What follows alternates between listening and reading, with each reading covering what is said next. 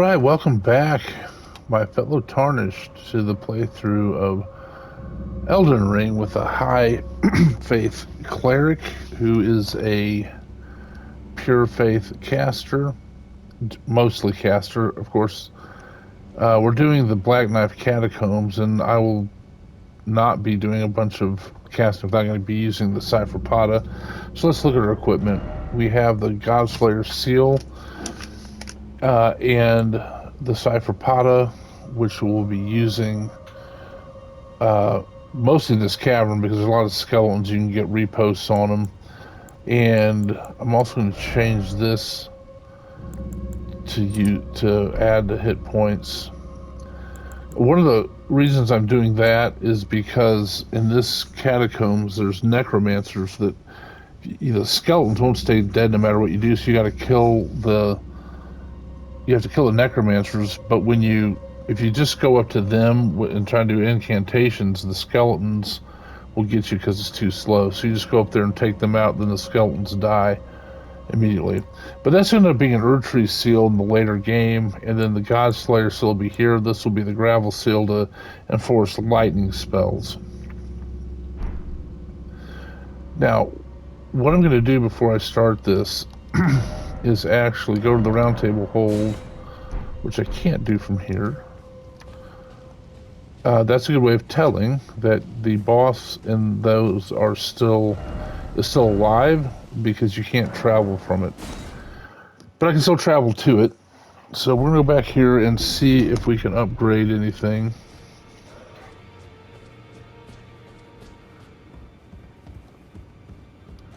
Oh, here's Inya's stuff.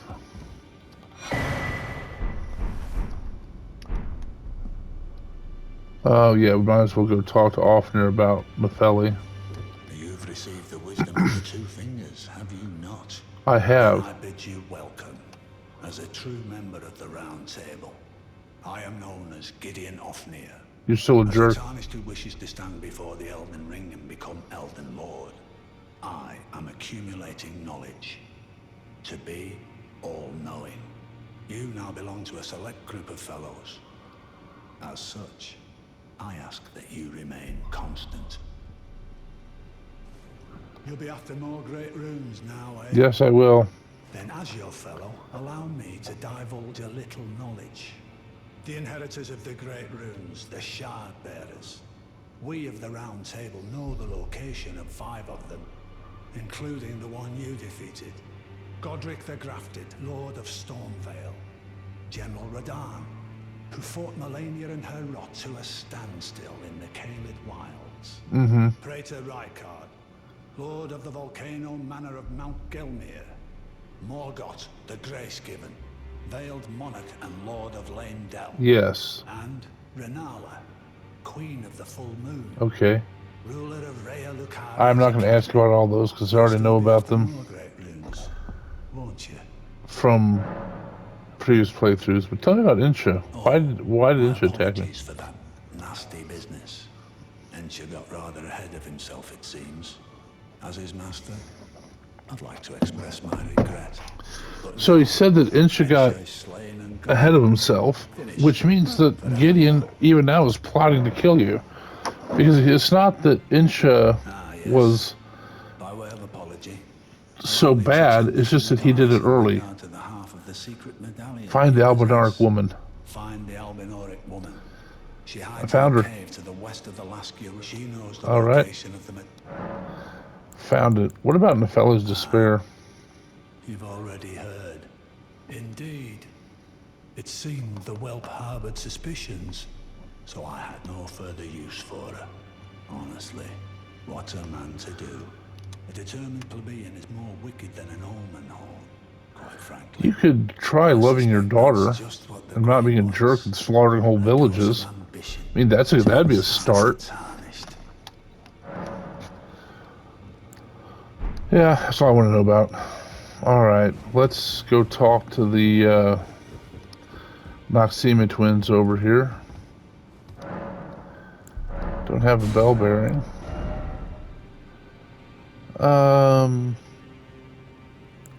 They have nothing I need, or that's too expensive for me. anyway. Oh, it's not too expensive for me. Let's talk to D again. Are you acquainted with a man you know? I am. The pity he was a formidable spell. Don't let his ease no more. You see him now. Like He's ravaged. Take well the lesson, friend. That's how you end up when seduced by those who live in death. When grace is sullied, it rots people from the inside. Breaks them.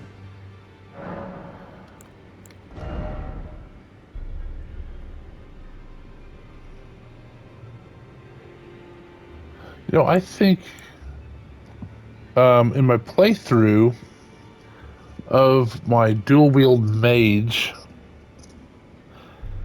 right before the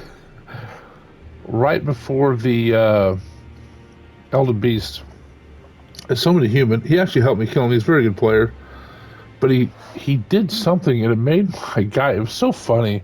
I still watch it and laugh. I had no idea what it was. I still don't really, but I think it may be a litany of proper death, but I haven't experimented with it. But it made you look like you're a headbanger in a mosh pit. So funny. But we're just going to leave that alone. It looked like it's a national ward that guy used anyway. So let's see what we can upgrade. We're not going to be able to upgrade. We're not going to want to upgrade any of our ashes. I could upgrade Banished Knight Ingval, but I prefer to wait until we get better melee. So let me, my philosophy on the ashes is we're going to have a mimic. It'll probably be here. You're going to have a bow and arrow person, which that'll end up being Oga, which we won't use that much, and then something that does multiple. Or I might have, this will be dependent on what we do. This will probably end up being the Bone Thugs, the Bone Thugs in Harmony that have the Great Shield Warriors you get from Noxtella. Those guys are so funny and they really frustrate bosses. You took me for dead again? Why do you keep doing that? Nothing to strengthen here.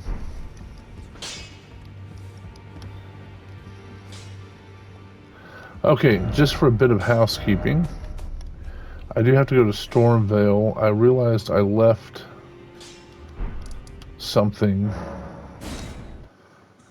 It's her hood that I could probably wear. And, you know, actually,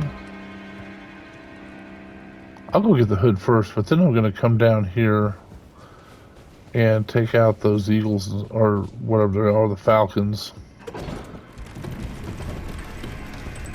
Yeah, I forgot to get her hood that adds to your hit points. That might be something light I can wear.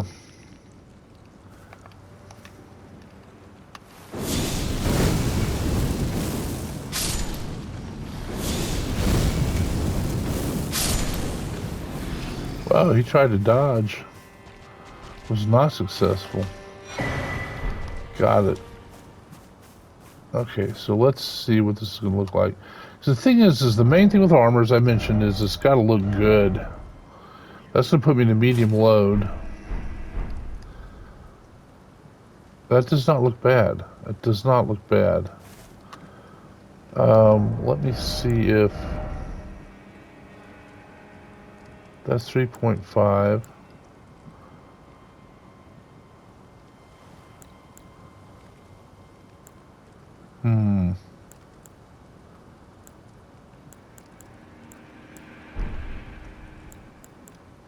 Let's see if we... That makes a light load to take off her. Alright, we'll go with that. Just use her bare hands. Okay, so we're going to go up in this tower, and we're going to take on these falcons over here. which I didn't take on before. It was oversight. I don't know if they have anything I need.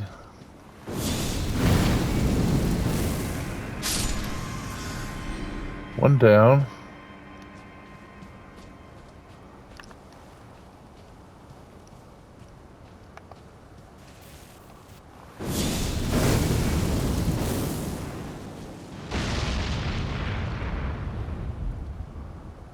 I didn't blow him up. Let's try lightning strike. Boom. There's a dude there. So lightning has definitely got more range, which should surprise no one. Warhawk's Talon, nothing here. There's really nothing down here we got to get because we've already been through all that. But there's a dude over here.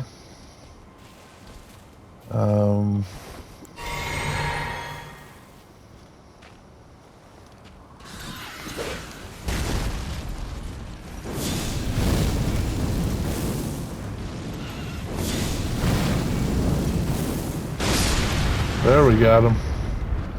Blew up his stash of barrels. That is literally hoisting him on his own petard. So for those of you who don't know, which you probably all do, that is from Shakespeare. And hoisting on his own petard, what it means is someone, we're going to do the bottom here. I gotta be careful how I do this.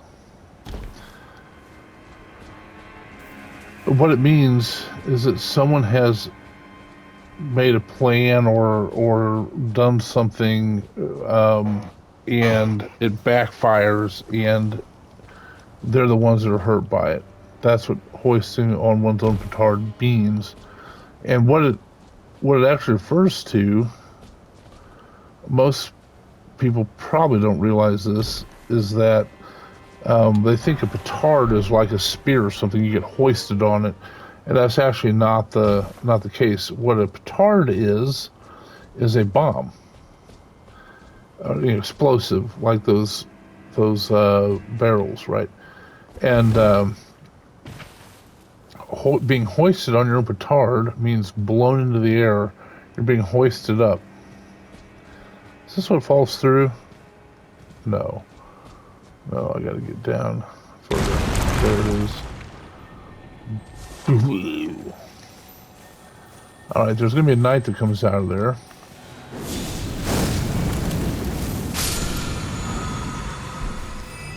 Ash of War Storm Assault. So what we'll do is we'll get whatever's over here. Yeah, Smithing Stone too, and I think we'll avoid the knight at this juncture. So we'll get over here, kind of hide. And there's the knight coming around. No flower to pick there. I'm not confident we are strong enough to handle him right now. We might be. But this is actually a very difficult arena to fight in, because you can easily roll right off to your death. And scream all the way down into the unfeeling bosom of the sea, if you will. So we'll just avoid that fight. There's no need to have that fight because we already looted the treasure that he's guarding. So he's not a particularly effective guardsman. No flowers to pick there. And we will ride up.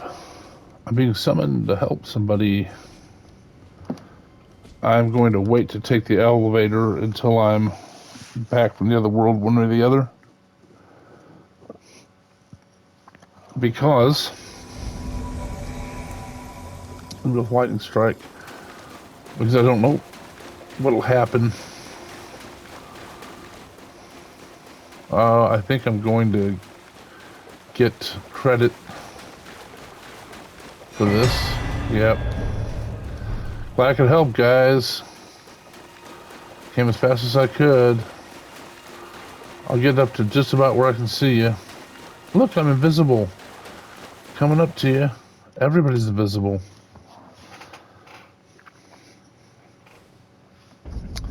Anyway, that was a rune arc for basically very little effort.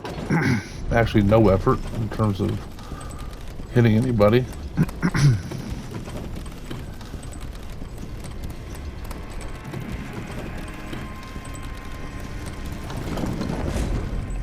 And we are back.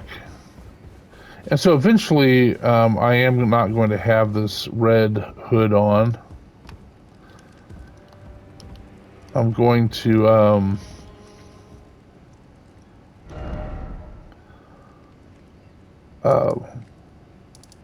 have it be a crown or something like a celebrant's crown or something like that. But it's time to do the Black Knife Catacombs. And since this is already at 15 minutes, we will do this in the next installment. And getting ready for that, I'm going to use my Cipher Pata. And I ask, comment if you'd please. I like getting comments and engaging with everybody. Like and subscribe, all that helps. Watch the videos, watch as many minutes as you can. Appreciate all that. And one of the things about watching the videos, I know they can get long. I'll mention this in the next video too, but just keep it on the background. Doesn't hurt anything. Have it on your office, minimize it, mute it so your boss doesn't know, and just let it run. That's fine. It doesn't hurt my feelings. It would gives me credit for more minutes. We're getting a pretty good amount of minute watch anyway, but anyway, just a thought. And no matter what, I thank you for watching.